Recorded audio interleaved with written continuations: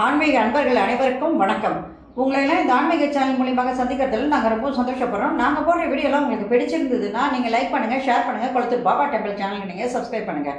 நீங்கள்லாம் என்னோட வரும்பொழுது இன்னும் நிறைய விஷயங்களை நான் சொல்ல கடமைப்பட்டிருக்கேன். வாங்க இப்போ நம்ம வீடியோக்குள்ளே வரலாம். இன்னைக்கு திருவெம்பாவை பாடல் 9.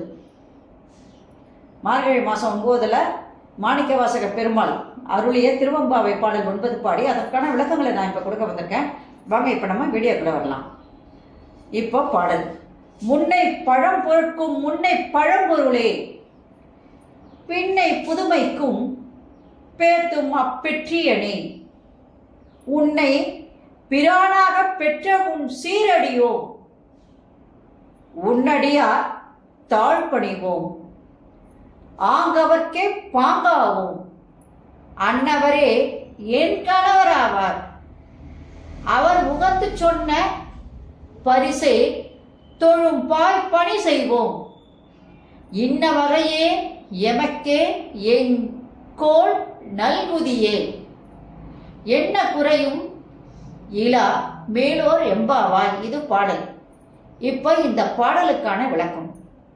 இந்த பாடலுடைய முக்கியத்துவம் என்ன, மாணிக்கவாசகர் இந்த பாடலில் என்ன முக்கியத்துவத்தை கொடுத்துருக்காருன்னு முதல்ல பார்க்கலாம். ஒரு பெண்ணுக்கு அறிவுரை கூறும் பாடலாக இது அமைந்துள்ளது. அதாவது திருமணமாகாத பெண், அந்த பெண் இப்போ கல்யாண நிலையில இருக்கா, கல்யாணம் பண்ணிக்க வேண்டிய நிலைமையில இருக்கா.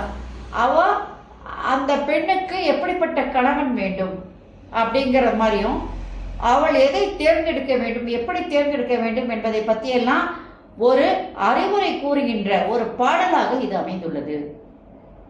இதுல சொல்றாரு பாருங்க, முன்னை பழம்பொருட்கும் முன்னை பழம்பொருளே, பின்னை புதுமைக்கும் பேட்டும் அப்பெற்றியனே அப்படின்னு சொல்லும் பொழுது, முன்னே தோன்றிய பழமையான எல்லா பொருளுக்கும் பழமையான மூலப்பொருளாக ஆதி பொருளாக ஆதிசிவன் இருப்பவர் அந்த சிவபெருமான். அதுபோல புதுமைக்கெல்லாம் புதுமையாக தோன்றுகின்ற புதுமையானவனும் அந்த சிவபெருமான் தான். இன்னைக்கு கலாச்சாரம் வளர்ந்துருக்குன்னா அதுக்கு காரணமா அந்த சிவபெருமான் தான். அன்னைக்கு பழமையான நிலைமையில் இருந்ததுக்கு காரணமும் அந்த சிவபெருமான் தான் அப்படின்னு சொல்றாரு. இதுக்கு ஒரு சின்ன உதாரணம் இப்ப நான் சொல்றேன். இப்ப நாகரிகம் வளர்ச்சி அடையுது, ஒவ்வொரு இடத்துல சிவபெருமான் வளர்ச்சி அடையும். அப்ப அந்த நாகரிகம் வளர்ச்சி அடையும் போது கல்வி, உடை, கலாச்சாரம், உணவு எல்லாமே நமக்கு என்னது வித்தியாசப்படுது. இப்போ ஒன்றும் இல்லை, இப்போ சிகை அலங்காரம்னு எடுத்துக்கோங்க. ஒரு ஆம்பளையோட சிகை அலங்காரம் அந்த காலத்தில் பார்த்தீங்கன்னா எல்லாரும் குடிமி வச்சுருப்பாங்க. பழங்காலத்தில் ஆதி காலத்தில் எல்லாம் குடிமி வச்சுருந்தாங்க. அப்புறம் கொஞ்சம் கொஞ்சமாக நாகரிகம் வளர்ந்து பாகவத கிராப் ஆச்சு. அதுக்கப்புறம் ஸ்டெப் கட்டிங் வந்துருச்சு. இப்போ மறுபடியும் பார்த்தீங்கன்னா எல்லா காலேஜ் பசங்களும் வேலைக்கு போகிறவங்கன்னா ஒரு குடிமி, அந்த குடிமிக்கு பதிலாக அவங்க என்ன பண்ணுறாங்கன்னா இங்கே ஒரு ரப்பர் பேண்ட் போட்டுக்கிறாங்க, இங்கே ஒரு இது வச்சுக்கிட்டு என்ன பண்ணுறாங்க, இங்கே ஒரு பேண்டு அங்கே ஒரு பேண்டு போட்டுக்கிறாங்க. ஆனால் அதுவும் என்னது குடிமையுடைய சைடில் தான் வந்துருக்குது. அப்போ அது புதுமை என்பது பழமையை தேடி இப்போ வருது. மறுபடியும் அந்த பழமை தான் இப்போ புதுமையாகுது. அதே மாதிரி சாப்பாடு அந்த காலத்தில் பார்த்தீங்கன்னா கம்பங்கூழ், கேப்பங்கூழெல்லாம் குடிப்பாங்க.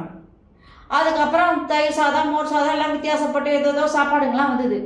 ஆனால் இன்னைக்கு போய் பார்த்தீங்கன்னா 5 ஸ்டார் ஹோட்டலெல்லாம் கம்பங்கூழ், கேப்பங்கூழ் எல்லாம் வைக்கிறாங்க. அதெல்லாம் என்ன பண்ணுறாங்க, ஒரு பீங்கா கிண்ணத்தில் வச்சு அதுக்கு ஒரு ஸ்பூன் போட்டு அதை வச்சு சாப்பிட்றாங்க. ஏன்னா அது உடம்புக்கு ரொம்ப ஸ்ட்ரென்த்துன்னு இப்போ தான் கண்டுபிடிச்சிருக்காங்க. அதனால பழமையெல்லாம் மறுபடியும் இப்பொழுது புதுமையாக மாறிக்கொண்டிருக்கிறது. இது எல்லாத்துக்கும் காரணம் என்ன, இன்னைக்கு எல்லாமே வித்தியாசமாக மாறிட்டு வருதுன்னா அதுக்கு காரணம் அந்த சிவபெருமானுடைய அருள் தான். அன்னைக்கு பழமைக்கு காரணமும் அவர் தான், புதுமைக்கு காரணமும் அந்த இறைவனுடைய கருணை தான். ஆதலால் உன்னை தலைவனாக பெற்ற நாங்கள், அந்த பெண்கள் சொல்றாங்க, உன்னை தலைவனாக பெற்ற நாங்கள் உன் சிறந்த அடியவர்களானோம். இறைவா உனக்கு நாங்கள் அடியவர்களாகிவிட்டோம். ஆதலால் உன் தொண்டர்களின் திருவடிகளை நாங்கள் வணங்குகிறோம். அப்ப அதை தொண்டு செய்யறவங்க அந்த காலத்துல என்ன பண்ணாங்க, மிகவும் பயபக்தி உள்ளவர்களாக இருந்தாங்க. அவங்களுடைய பாதங்களை, திருவடிகளை நாங்கள் வணங்குகிறோம். ஏன்னா உன்னை போய் பணி செய்யறாங்க அப்படின்னு சொன்னா அவங்க சால சிறந்தவர்களாக தான் இருக்கணும் அப்படின்னு சொன்னாங்க. அதுக்கு ஒரு பாடலை கூட சொல்லலாம். எத்தனையும் பேதமுறா தெவ்வுயிரும் தம்முயிர் போல் எண்ணி சுத்த சித்துருவாய் எம்பெருமான் நடன்புரியும் இடம் என நான் தெரிந்தேன். அந்த வித்தகத்தமா அடியேவள் புரிந்திட என் சிந்தை மிக விளைந்ததாலோ என்ற பாட்டு அதுக்கு உதாரணமா சொல்லப்பட்ட பாட்டு. இறைவனை யார் வணங்குகிறார்களோ அவங்க பாதத்தை தொட்டு நம்ம கும்பிட்டோம்னா அந்த இறைவனை கும்பிட்டதற்கு அர்த்தமாகும் அப்படின்றது. அது உண்மையான பக்தி உள்ளவங்களுக்கு மட்டும்தான். ஆதலால் அவர்களுக்கே உரிமை உடையவர்கள் ஆனோம். அந்த அவங்கள நாங்க தரிசனம் பண்றதும் கும்பிடுறதும் நாங்க அவங்களுக்கு உரிமை உடையவர்களாக இருக்கின்றோம். அந்த காலத்துல பெண் சுதந்திரம்னு ஒண்ணு இருந்தது. இன்னைக்கும் இருக்க சுதந்திரம் இருக்கு, அன்னைக்கும் இருந்தது, இல்லைன்னு சொல்ல முடியாது. ஏன்னா ஒரு பெண் தன் கணவனே அவளாகவே என்ன பண்றா, எப்படிப்பட்ட கணவன் வேண்டும் என்று தேர்ந்தெடுத்தாள் அப்படின்றத மாணிக்கவாசக பெருமான் சொல்கின்ற இந்த பாடல் மூலியமாக நம்ம தெரிஞ்சுக்கலாம். உன்னை பிரானாக பெற்ற உன் சீரடியோம், உன்னடியா தாழ்பணிவோம், ஆங்கவர்க்கே பாங்காவோம் அப்படி சொல்லிட்டு அன்னவரே என் கணவர் ஆவார் அப்படின்னு அழகா முடிச்சிருக்காரு. அதுல என்னன்னா, உன்னை யார் அடியவர்களாக வச்சிருக்காங்களோ அந்த அடியவர்களுடைய பணியை நாங்க செய்யறோம். அவங்களையே நாங்க என்ன பண்ணணும், கணவராக நாங்க எங்களுக்கு வரணும் அப்படின்னு நாங்க வேண்டிக்கிறோம் அப்படின்னு சொல்லி அவங்க கேட்கிறாங்க. அப்படின்றத அந்த காலத்துல மாணிக்கவாசகர் திருவாசகத்துல சொல்லியிருக்கார், திருவம்பாவையில சொல்லியிருக்காரு. அப்படின்னு சொன்னா என்ன காரணம், பெண்கள் சுதந்திரம் அந்த காலத்திலேயே இருந்திருக்கு அப்படின்றதுதான். ஆனா அவள் எப்படிப்பட்ட கணவனை தேர்ந்தெடுத்தாள்னு பாருங்க. ஒழுக்கம், நல்ல மனம், நல்ல பக்தி உள்ளவர்களாக தேர்ந்தெடுத்தனர். மனம்னா நல்ல உள்ள தூய்மையுடையவங்களா இருக்கணும் அப்படின்னு சொன்னார். ஆனா இன்னைக்கு பெண்கள் என்ன பண்றாங்க, பணம் இருக்கான்னு முதல்ல பாக்குறாங்க. மாப்பிள்ளைக்கு பணம் இருக்கணும், காரு பெங்களா வசதியெல்லாம் இருக்கணும், நல்லா படிச்சிருக்கணும். அதே நேரத்தில் என்ன பண்ணணும், நாங்கள் போனால் சொகுசா வாழணும், கூட பிறந்தவங்களாம் இருக்கக்கூடாது, ஒரே பையனாக இருக்கணும், நாங்கள் வாழ்க்கையில் செட்டில் ஆகணும் அப்படின்னு தான் நினைக்கிறாங்க.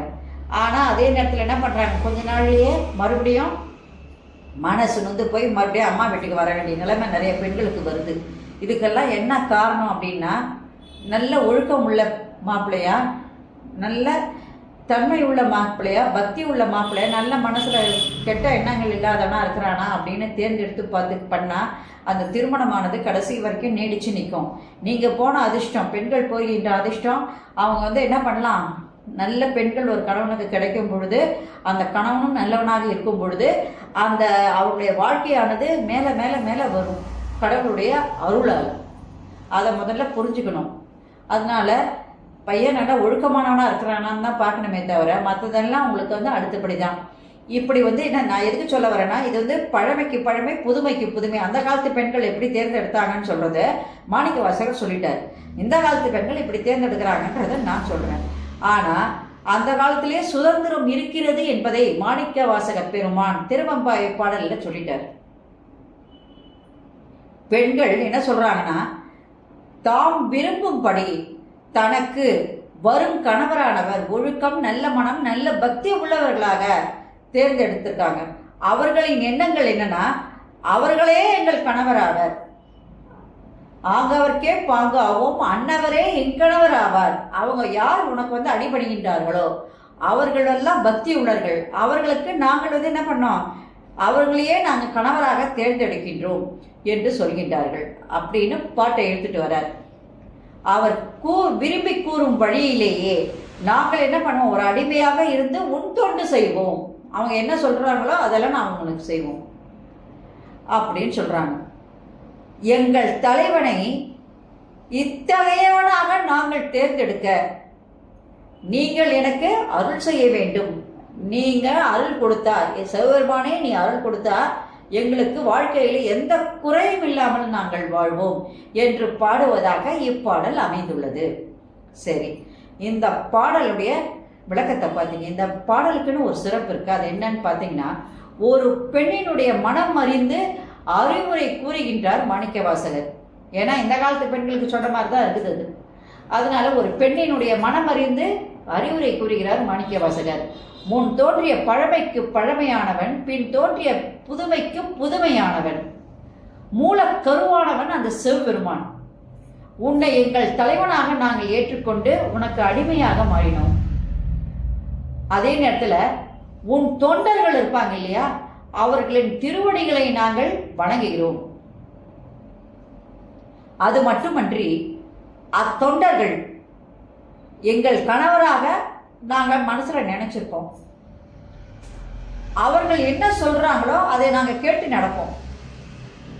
மனம் மெய் மொழிகளால் சிறந்தவர்களாக, உன்னிடம் பக்தி உள்ளவர்களாக இருக்கின்ற அவர்களுக்கு நாங்கள் அடிமையாக பணி செய்கின்றோம்.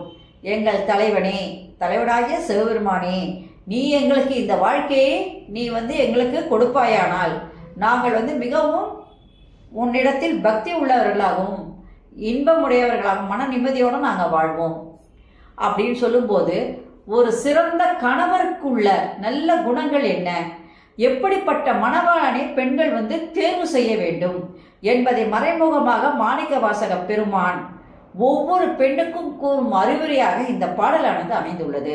நன்றி, வணக்கம். இந்த வீடியோ உங்களுக்கு பிடிச்சிருந்ததுன்னா நீங்கள் லைக் பண்ணுங்கள், ஷேர் பண்ணுங்கள். குளத்தூர் பாபா டெம்பிள் சேனலுக்கு நீங்கள் சப்ஸ்கிரைப் பண்ணுங்கள்.